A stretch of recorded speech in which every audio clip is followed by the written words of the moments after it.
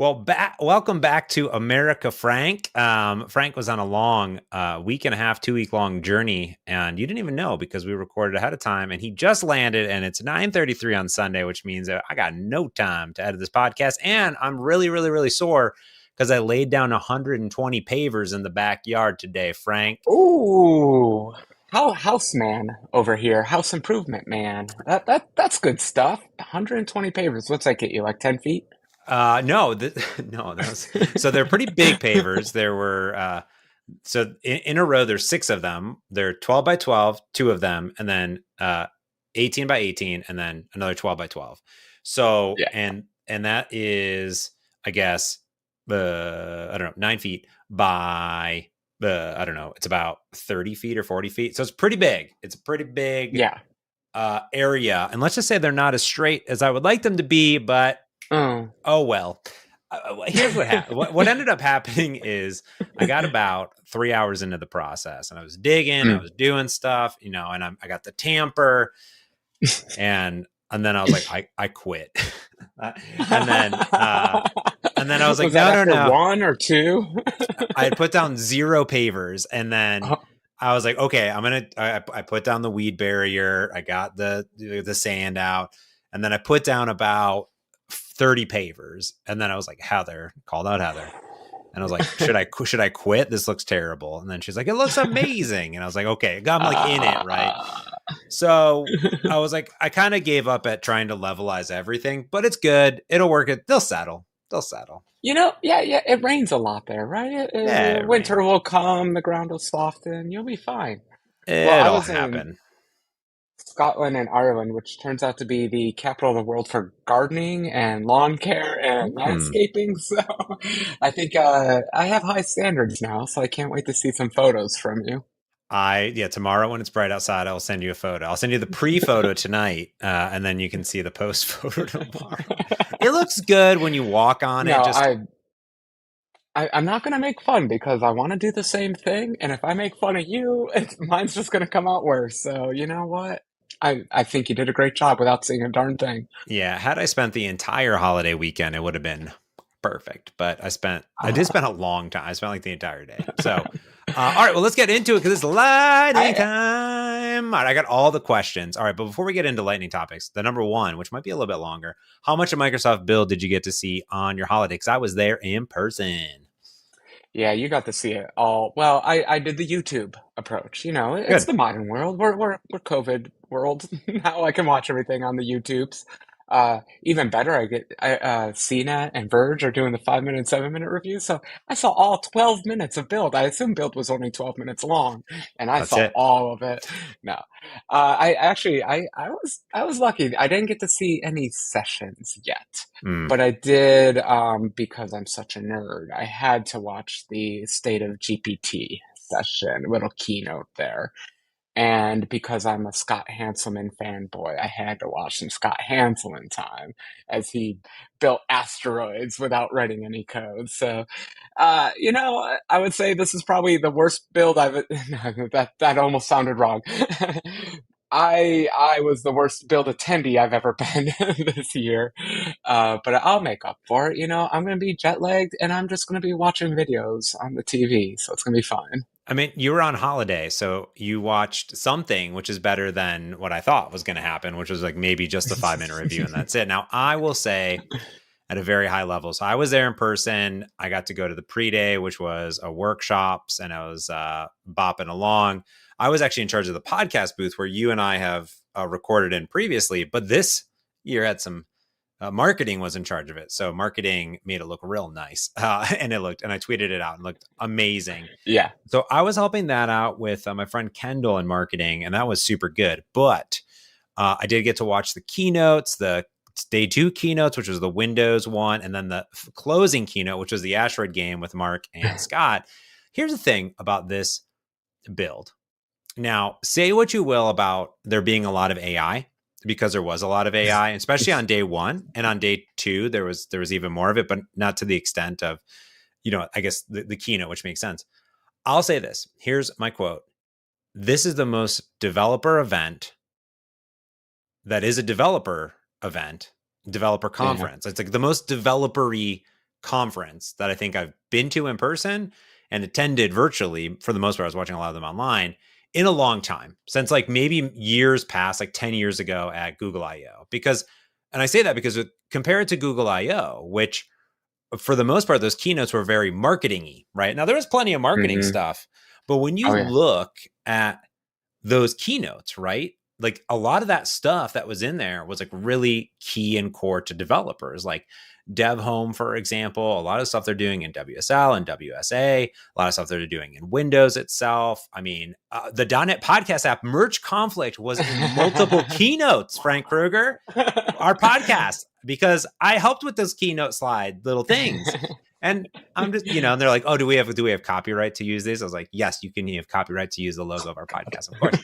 But I think that was really cool. Satya is talking about like deployment environments, and they're talking about enhancements in VS, and they're talking about all these great AI infused stuff, obviously. But I think I'm sitting here on Windows 11. I got my dev home, I got my dev drive set up, I got all my cool stuff going on.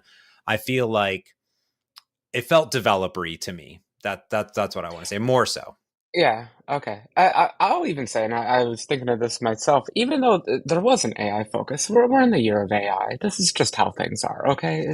Just let it wash over you. Enjoy it, We don't get our fun bubbles that often in tech. Let's enjoy them. But all the AI stuff was around dev stuff. Yeah. Like here's how it helps you code. Now I remember when Copilot first came out, there was a lot of naysay or anything and all that. And now it's just like pretty much 90% of people are on board because we're like, these are amazing tools. This is the greatest advancement in IDEs that we've had in the last 10 years, at least, probably more. And so even though it was AI, I do think there was a lot of dev stuff, which was good. Yeah. So good. But Yeah. I got to get into the videos. Yeah. I mean, the whole Copilot thing was about the Copilot stack, right? To actually build Copilots and integrate into this ecosystem. And additionally, I don't know if you watched the Windows Day 2 keynote. It was really, really, really good. Also, we make an appearance. But they actually talked about like the latest like Onyx models and generating these things. There was a lot of .NET. Like it was a super .NET heavy. We talked about it conference to a good extent, showing up in keynotes and doing things and being there in person. There was expert areas everywhere, and there was a .NET expert area, and there were these Q&A sessions, and then the live sessions. So there's stuff that you could attend in a bunch of different ways, and had good vibes all around. It's in the new beautiful conference center in downtown Seattle as well. So it's really, really pretty. Not the old one. This is the new hotness. Ooh. On Pine, not Pike. So I really missed out then. It's all. I'll catch it next year. Yeah. For the AI revolution one. Well, get to your sessions. What did you actually watch? You just need to watch them still. There wasn't any like bangers of sessions. No, like, that's unfortunately, I haven't gotten to watch the good sessions. I mostly did keynotes, just watched the keynotes and got into all that stuff. But Mark Russinovich and Scott Hanselman, some of my favorite people. So had to watch some of that. Yeah. And I think that was super fun. And the code's up on GitHub now as well, which is cool. It's all C#.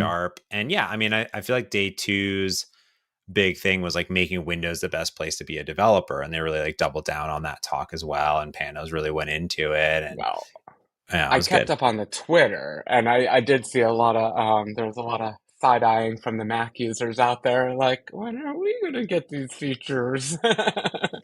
So, again, I don't, it is my lot in life to make this all about Apple, but I'm really curious to see what Apple's response to all this is going to be, because, yeah, Microsoft definitely, Google first, they beat them to it, but Microsoft laid it out like, here's how to make plugins. Like, I think we should do an episode on plugins, AI plugins, because obviously they're being pushed. We'll see if it's going to be a successful marketplace or any of that kind of stuff. But in the very least, we got to talk about the tech and how to build them and all that. Oh, absolutely. And I'm like you. I didn't get to watch too many sessions. I went to the Maui sessions. I really want to watch some of the cloud native stuff because I know they announced a bunch of new packages for building like microservices and cloud native apps. And then even the web one I still want to go to. So I need to binge. There's actually a .NET YouTube. I created it, so I know it's there. Playlist. I tweeted it out. And Fowler retweeted my tweet. And I was like, whoa, amazing. So that was really cool. But it's just really great. Actually, I will say this, it felt really cool to see. I mean, been a remote employee forever, but it was really cool to get back in person. And everyone said that over and over again. But for me, it was really special because not only did I get to be at a conference live again at a magnitude such as Build for Microsoft, but I got to see all my coworkers, and like that was super Yeah. cool. Like and I got to see most of my Oh, team, which was cool. I had the FOMO because like they would do those panning shots of the audience during the keynotes. I'm like, people, audience, chairs. I remember that. I remember chairs sitting in an auditorium. It's been a while, but I have a vague recollection of that. And I had a little bit of the FOMO. I would have really liked to have been there. Yeah. I haven't heard uh I wanted to make fun of Microsoft a little bit. There were a few points where they had it's like, oh, this is a good time to clap, audience. But I think we're just all out of practice too, okay? Give us a break, Microsoft. We don't know how to do live anymore. You're lucky we're wearing pants, okay? And there was the flip of it where people would clap and they're like, "Oh yeah, you can clap it. You can clap it Ah! up. Yeah. Oh, okay, I didn't know." We're So it's just out super of good. practice, okay? Yeah. I am super excited for WWDC to see what Apple does. I'm real excited for what's happening in the Microsoft ecosystem and the AI stuff. And some of the stuff, since it was presented in the world of .NET, and there was a lot of other languages too. I was like, oh, cool, I want to do this. I saw Tim Hewer is actually messing around with the plugins Mhm. already and stuff like that. So he's got some middleware already available, which is kind Oh, of cool. geez. Um, all right, well, let's get into the 5 questions because that was number 1 was Build a little bit. But Danny Ackerman gave us 5 questions, so let's just jam on Danny them. I'm show. ready. Okay, number Hi, 1, Danny. passkeys versus passwords plus MFA, and I needed to look up what passkeys were. But yes, like passkeys, like you just face unlock, right? Like that's my face. It's a thing. Well, yeah, I mean that's your biometrics. If that's supported in an app, I think all apps should support that, whether you're just a social network or not. It's just a better way to log in. But Yeah. I think it's getting down to do you want the super security of a passkey, or are Mm-hmm. you okay in the password world? And I'm just going to change the question to that because I'm not sure. I'll say. I think passwords have actually gotten more secure because Mm. we are all using password. Maybe I'm in a bubble, but I feel like we're all using password managers now, and it yells at you if you duplicate your password, so you don't have the leak problem that we've all had in the past. That said, I have like 1,000 websites I need to change my password on. And I was also burnt once by, authentication apps and that kind of stuff. I got logged out of a lot of accounts, and some of them I still haven't been able to log back into. And so I'm an old timer. I still feel like passwords are fine, but I get it. The world wants other things. But I loved your answer. Face ID. Yeah, just do Face ID, please. Yeah, and people are curious what they are. So passkeys are a new way to sign into apps and websites. I'm reading on blog.google. They're easier to use and more secure than passwords, so users no longer need to rely on names of pets, birthdays, or infamous password 123. Oops, got to change my passwords. Instead, passkeys lets users sign in to sites the same way they unlock their devices with the fingerprint, face scan, or screen lock pin. Yeah, I think that you're right. Like I do believe that all my passwords have gotten way more stronger because one, browsers just have things included. Yeah, so even if you're not Mhm. installing like one password, right, or the other ones, um, it's included in your browser, right? And my Microsoft Authenticator has one, Chrome, Edge, they all have their own password management system. They generate strong passwords for you automatically when you're signing up for stuff. Apple automatically now can use sign in with Apple, which like you don't even have passwords, just sign in with Apple.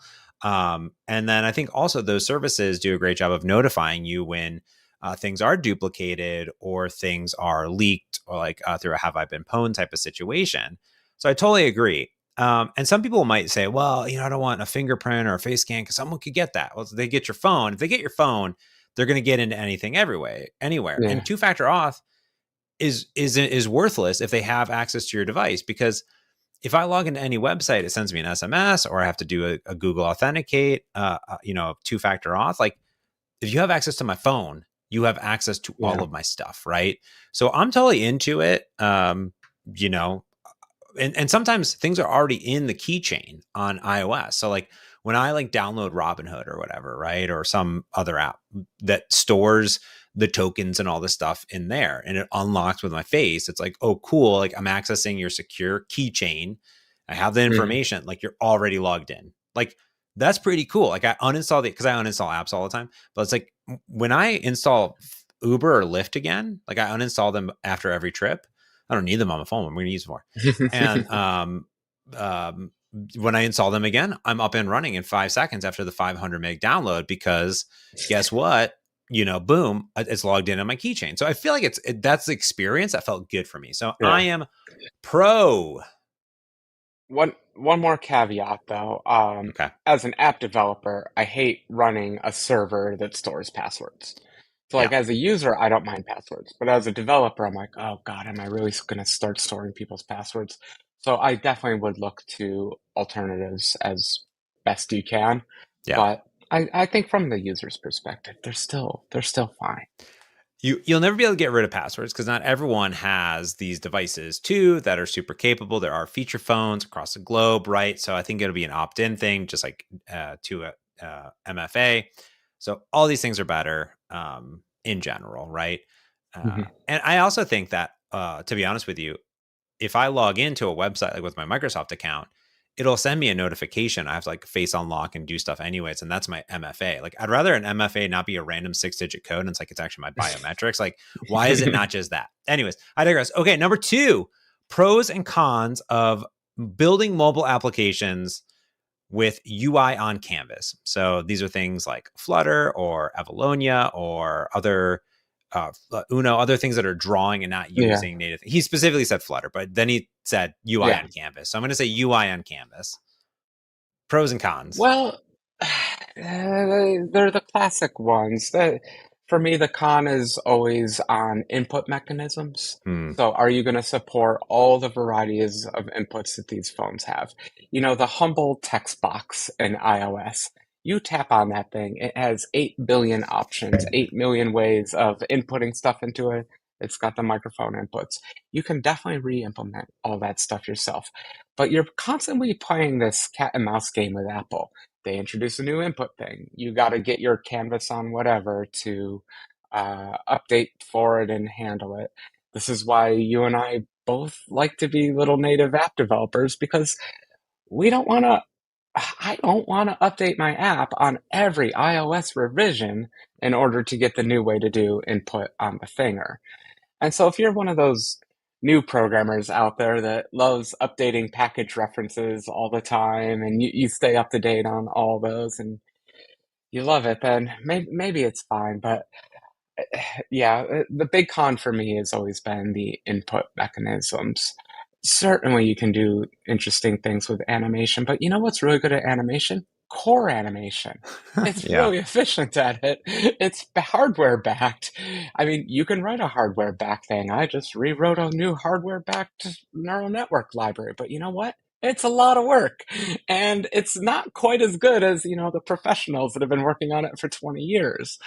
Uh, it's You're duplicating a lot of effort. The people who build Android and iOS are professionals. We mock them, we make fun of them because it's fun, and that's our job. But man, it's hard to build a UI layer. It's hard to build a good UI layer, and I tend to leave that to the professionals. Yeah, I think any of that is even having access to that stuff above the abstraction, right? You look at .NET MAU, it's an abstraction on top of stuff, right? So there's always layers of based on what you're building. I think nowadays, as far as like performance and other stuff goes, I'm kind of like, I don't even care anymore. Like whether it's native or drawn or web, like, you can make we've always said you can make anything not performant. You can make anything performant, right? Like there's the capabilities of the world. So I don't care anymore. I think whatever best on your skill, your language, like how you want to share code between different platforms. What are you building? Yeah. And then I agree with you. I think I look at the same thing, like as the operating systems evolve and add new features, how long do those take to come along? You just get them for free. And then additionally, is there like accessibility features that you need to get access to, right? And Mhm. do those trickle down the line? And then that's sort of an important aspect for me as a developer. And for a lot of companies and organizations, I think accessibility is very, very important. So, and not only just accessibility of the controls, but also the localization and globalization, the native operating systems have a lot of things in there. Beyond that, like there's so many of these different frameworks out there. I'm sure you'll find a language, a stack, something that speaks to you, right? And some of them have lots of advantages. They run on Yeah. different platforms. Some of them are code first, some of them are XML first, some are XAML first, some are HTML first. It's 2023, lots and lots of options of great things that are out there. But yeah, those would be the cons, I guess, overall. Pros is if you want it to be pixel perfect on every single screen, Yeah. there you go. You can get that Android look and feel on iOS. It's going to be awesome. There you go. All right, number 3. This will be straight to you. Danny's asking all the questions. How worried should we be about LLM AIs not being able to sort fact from fiction? And this was Hmm. 3 weeks ago, which means that they might be sorting fact from fiction now because things evolve so fast. Frank. Well, you just ask the LLM, are you lying to me? And then, you just believe it. Problem solved. No, this is such a hard question because have you read a Wikipedia article lately? How do Yeah. you separate fact from fiction there? It's these lines sadly are not a black and white difference, facts and fictions. It'd be nice if it was. It'd be nice if there was not truthiness in the world, but sadly there is truthiness. And you have to deal with it as an adult. You have to be able to take in multiple data sources that are perhaps conflicting and come to your own conclusions. AI doesn't change that. AI is just making it a little scarier because it's becoming a one source. When you could say there's 1,000 websites on the American Civil War, you're going to get 1,000 different opinions on the American Civil War. When you ask GPT-4 about the American Civil War, you're going to get kind of its average decided stance on that one, Yeah. and you're going to get a whole bunch of stuff. So it's a hard question. I think that always, the more information is spread, the more we have to be concerned with these kinds of ideas. What is truth and what is not truth?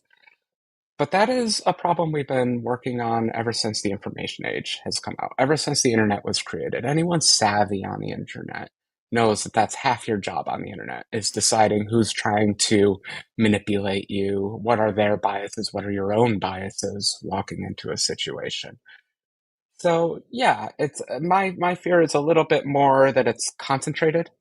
I Mm. had a tweet today where I get concerned with the word safety, companies using the word safety because it's such a large and broad term. And what it really means is you're coming down on a philosophical ground. You are establishing an ethic. You are establishing an idea of harm and your definition of harm, and that requires a moral code and that requires an ethical code to define those words. And I get a little nervous with big corps doing it, deciding our culture. I think the people should decide the culture. And it's just the same problem we've had forever, just maybe a little more concentrated now.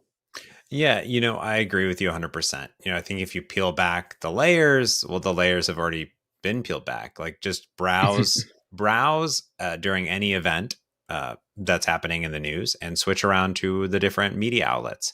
They will all give you their own interpretation of the news, right?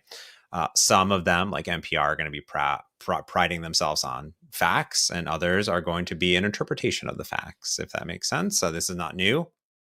In general, your more Republican stations are going to be more Republican. Your more liberal stations are going to be more liberal. Like there's like that's how it is. That's in the newspapers, right? If you read a more conservative newspaper or media site or follow a certain person, that there's that aspect of it.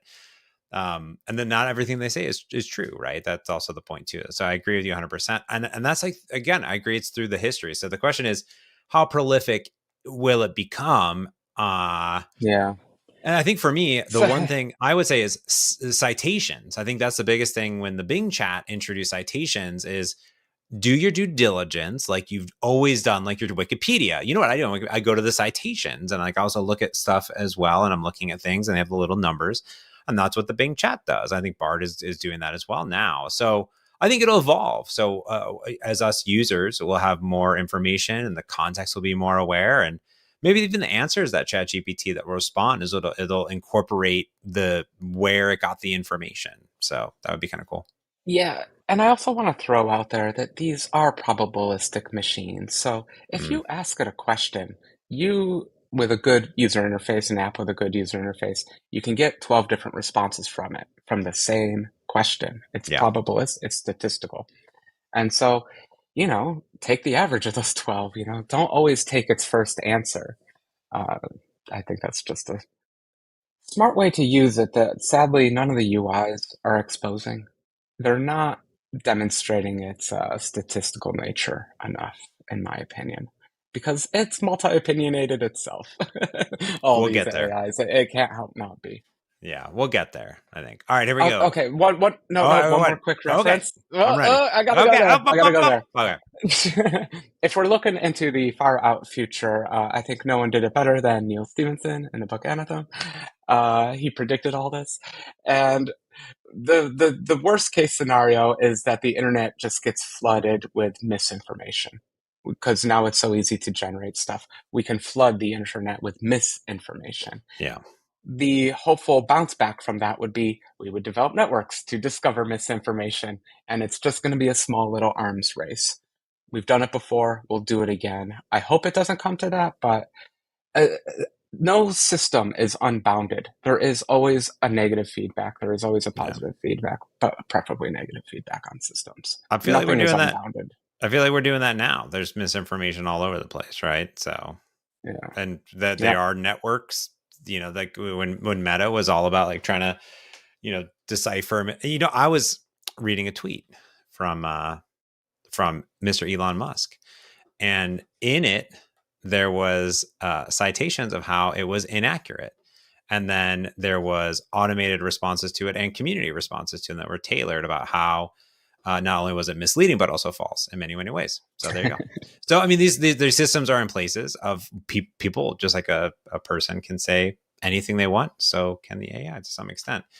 How secure or not is most encryption? Seeing we're talking about the 256 and MD5 hashing and all this goodness. Yeah. How secure is it? It's pretty dang secure, since pretty Depends smart people invented it. Yeah. depends on the I encryption. Has it been cracked? I don't know. well, very few have been cracked. Yeah. Mostly the cracks are people's misimplementation of them, and or a bug in an open SSL bug or something like that. The algorithms themselves are pretty darn sound. I mean, Mm, maybe the 128 ones are there. You can crack them, maybe, but you bounce yourself up to 256 bit, and we're talking entropy of the universe stuff here. And so without like a bug in your implementation, it's pretty darn secure, especially all your like private public key exchanges, that kind of stuff. That algorithm's tight. That you're not going to break that algorithm. It was designed to prevent man in the middle and that kind of stuff. So I'd say the biggest problem with encryption is, and this sadly is becoming even more prevalent, everyone rolling their own. So like JOT came out, mm. JWT. And Jot was a little bit annoying to implement, so everyone implemented it themselves. And there's buggy versions of Jot everywhere. And so is that the security of the encryption, or is that the security of the terrible software we developers write? I don't know. The algorithms, though, I feel like are very strong. Yeah, and also at the same point, I think that people also need to take advantage of these new forms of encryption too. So a good example of this is I just got a new Wi-Fi router. This is an Orbi Pro, and I bought them, and I bought a satellite, and I'm really enjoying it. It's a nice hardware. It has all the latest features. Like, it's modern. It just came out like this year. It has Yeah. all the whiz bang features, and out of the box, the default is just a WPA2 uh, Yeah. thing for most of them. And I was like, oh, that's interesting. I was going through the settings, and then I was like, there's a WPA3, which is the Wi-Fi protected access. WPA3 actually came out 5 years ago. basically, or something like that. Okay. The certification began in 2018.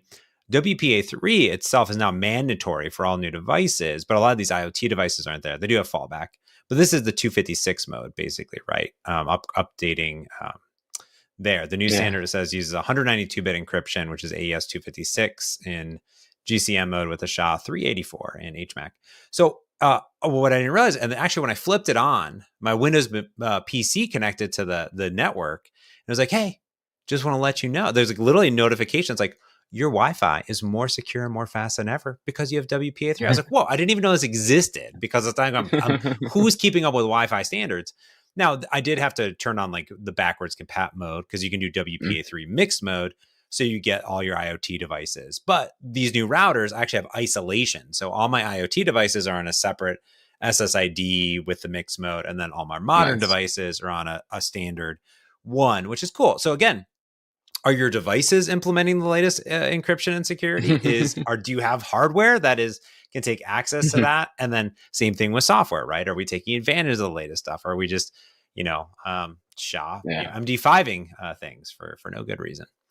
I still So MD5 is a fine hash, okay? If it's a good people hash. aren't actively attacking you, MD5's fine, everyone. It's Yeah. fast, it's fine. I have to throw in, I love your example of the routers. I don't know if they're still doing it today, but the last router I bought, yeah, they add all this beautiful encryption stuff and everything to it. And then they enable this thing called like WPS, which Yeah. is literally a 7-digit code, not alphanumeric, digit, that you can rainbow attack in Yeah. approximately 3 seconds and break into anyone's router. And everyone's router has it turned on. Everyone, Yeah. turn off WPS. Let me tell you, it's not trivial to hack. It's a joke of it's like baby's first hack is break into a router with WPS. Okay, so please turn it off. This goes back to my thing. Like, yeah, it's great. Our encryption's wonderful, and then we undermine it with all this Yeah. BS. But I can go to my printer, Frank, and I can click one button and it'll connect automatically. No password to type in. So secure. All right, Great. last question, and I'll kick off this one because I have a great one, which is full self-driving ever? Question mark. Vehicles, I'm assuming, because I self-drive myself around the city all the time. Nice. Now I have a friend that lives in Phoenix, and he recently took a Waymo, self-driving, Ooh. fully autonomous, no person in the car, from his house to the airport. How do you think that went, Frank? I feel like that program's been running for a while now, so I'm guessing it went perfectly. Maybe a little disorientation in the beginning, like maybe you think you're being kidnapped, but Mm. until that point, probably okay.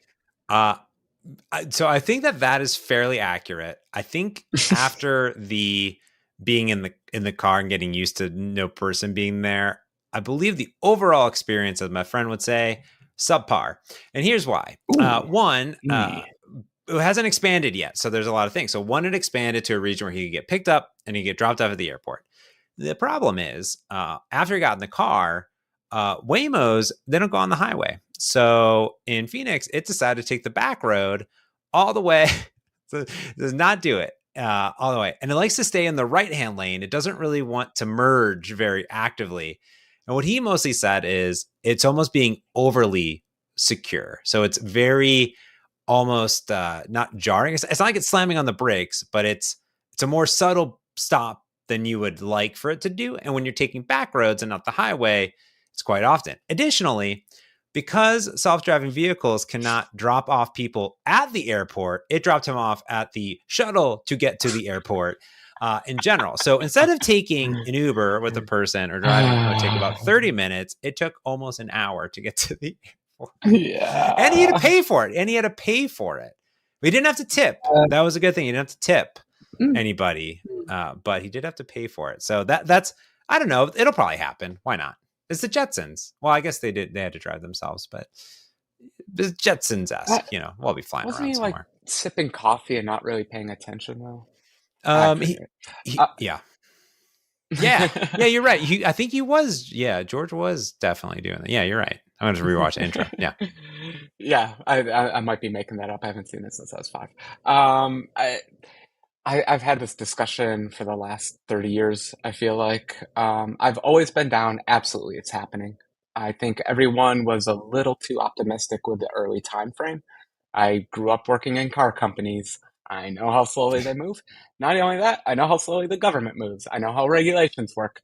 You know, we have been trying to put digital rear view mirrors on cars for the last 20 years, and they're just not there. Yeah. They're not there for many reasons, because mostly safety and government. And so it's it's always going to be slower than we want it to be. Definitely slower than Elon is going to say it's going Yeah. to be. Um, it's a little sad that they're overly conservative. I guess that makes sense. I mean, it's a computer. It could outrace anyone on that road. It will pull 4 Gs and do the turn. It can do that. Yeah. Um, so this is all just safety and liability stuff. Yeah. And like you said, it takes time to roll out these things, especially on mass scale. I mean, look at just EV rollout, right? I mean, and even as that technology we were talking today, it's like, well, if we went to this big hike that was 180 miles away or so from our house, we it was a 8 mile hike to see all these falls. And it was really beautiful. There was 4 EV chargers at the state park. I was surprised there was any, but Yeah. where do we charge our car, right? I mean, so even to that aspect, right? Like, how does that roll out? How do I get a self-driving car to take me all the way to this thing? What does it do? How do I get back? So there's a lot of these things to think about in general as things go on. But yeah, maybe 2040, 2045. Yeah, when I was first making my guesses was back in like 2004, and I was saying by the 2030s we would have Hmm. fully autonomous. But here in the year of 2023, I'm like, yeah, I don't know. I That, might have, I thought, because everyone else was saying like 2015 and all these other numbers. I'm like, no, yeah. that's not happening.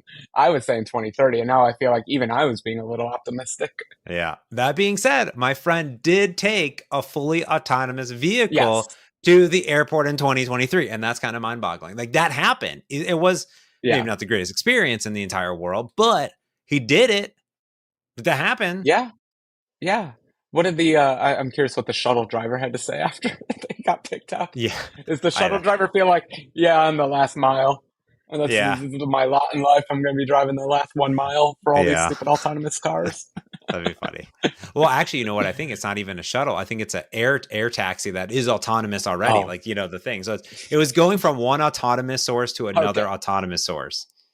A less trustworthy robot to a more trustworthy robot. Yeah, those autonomous vehicles, those monorail It's on thing, those are rails. Yeah. yeah, you can't mess that up.